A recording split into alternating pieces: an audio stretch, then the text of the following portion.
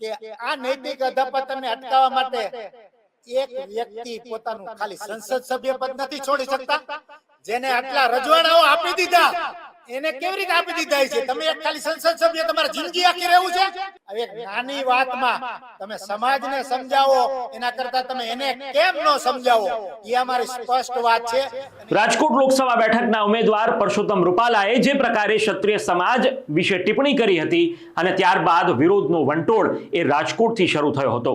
રાજકોટથી શરૂ થયેલો આ વિરોધનો વંટોળ આખા રાજ્યમાં એવી રીતે તો પ્રસરી ગયો કે ક્ષત્રિય સમાજ એક સૂરે એક સાથે જ જોવા મળી રહ્યો છે અને માત્ર એક માંગ છે, પરસોત્તમ રૂપાલાની ટિકિટ રદ થવી જોઈએ।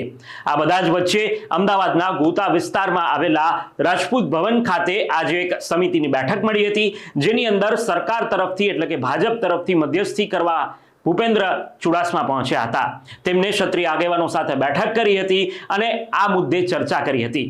જો કે ભાજપને એવું લાગતું હતું કે આ બેઠક બાદ આ મામલો થાળે પડી જશે, પરંતુ આ મામલો એ થાળે પડવાના કોઈ એંધાણ જાણે કે ન દેખાતા હોય તેવું લાગી રહ્યું છે। આ બેઠક બાદ ભૂપેન્દ્રસિંહ ચુડાસમાએ પણ પોતાની પ્રતિક્રિયા આપી અને તેમને કહ્યું કે ક્ષત્રિયો એમની વાત પર અડગ છે કે પરસોત્તમ રૂપાલાની ટિકિટ રદ થવી જોઈએ। આ બાદ ત્યાંના આગેવાનો ક્ષત્રિય આગેવાનો દ્વારા એક પ્રેસ કોન્ફરન્સ કરવામાં આવી અને આ પ્રેસ કોન્ફરન્સની અંદર જે રીતે આગળની રણનીતિની વાત કરવામાં આવી, જે રીતે ફરીથી ભાજપ અને પરસોત્તમ રૂપાલાને આડે હાથે લેવામાં આવ્યા, તે ખરા અર્થે એવું લાગી રહ્યું છે કે ગુજરાતમાં આગામી દિવસોની અંદર ક્ષત્રિય સમાજ એ વધુ રોષપૂર્ણ રીતે રસ્તા પર પણ ઉતરી શકે છે। ત્યારે આ પ્રેસ કોન્ફરન્સમાં કયા કયા મુદ્દાઓ પર ચર્ચા કરી, તેમને શું વાત કહી, આવો જાણીએ અમારા અહેવાલમાં। આપણે જ્યારથી આ પ્રશ્ન ઉભો થયો ત્યારથી એ પ્રશ્નમાં જે કાંઈ અલગ અલગ વળાંક આવ્યા અને આ એક સંસ્કૃતિના મુદ્દા ઉપર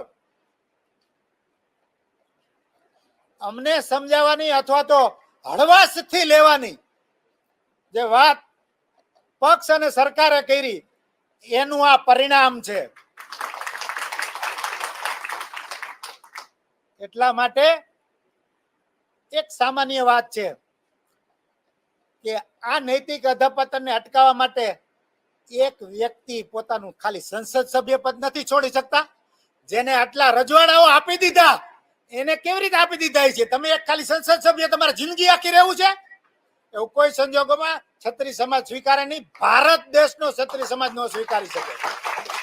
એટલા માટે આ જે એમની ટિકિટ છે એ રદ કરવા સિવાય કોઈ પણ જાતની ચર્ચા આપણે કરી નથી આજે, અને હવે પછી જે કઈ થવાનું હોય એના માટેની જ તૈયારી અમે ચાલુ કરી દીધી છે।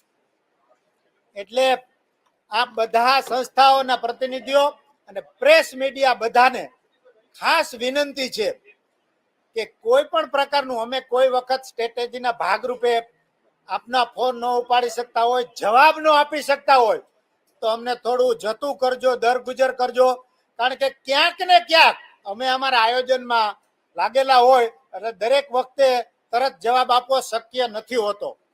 પણ ધ્યેય બધાનો એક જ છે કે જે કઈ આ નૈતિક અધપતનની વાત છે, જે કાળી ટીલી લગાડવાની વાત છે ઇતિહાસને, એ કોઈ પણ સંજોગોમાં અટકવી જોઈએ અને એને અટકવાની શરૂઆત કોકે તો કરવી પડશે। એટલે સર્વે સમાજને આપણે વિનંતી કરીએ છીએ કે આપ બધા પણ આપની આમાં આહુતિ આપો, આપ બધા પણ આમાં જોડાઓ, કે કોકે તો આની જવાબદારી લેવી પડશે કે ભારતના જાહેર જીવનનું શુદ્ધિકરણ થાય, ભારતમાં નૈતિકતા જળવાઈ રહે તો જ ભારત દેશની સંસ્કૃતિ અને આ બધા ઇતિહાસ છે એ જળવાઈ રહે અને આઝાદીના વખતના બલિદાનો કે એના પહેલાના બલિદાનો માતૃભૂમિ માટે જેમને આપેલા છે એ બધાને આપણે ન્યાય આપી શકીએ। આ બધી એક મુખ્ય વાત છે ને એમાં આપણે સૌ સાથે ભાગીદાર છીએ, એ એક આનંદની વાત છે। આ બધાને ખૂબ ખૂબ આભાર। કોઈ પણ બીજી વધારાની વાત નથી, પણ છતાં પણ જે કોઈ વાત છે એ બધી જ વાત અમારા રાજકીય આગેવાનોને વિવેક સાથે અને સ્પષ્ટ ભાષામાં કહી દેવામાં આવ્યું છે કે બીજી કોઈ વાત કે બીજી કોઈ ચર્ચા અમે નહીં કરીએ। આ જ વાત તમે હાઈકમાન્ડ કે સરકારને પહોંચાડો અને ટૂંક સમયમાં આનો કોઈ પણ નિરાકરણ કરી શકતા હોય તો કરો।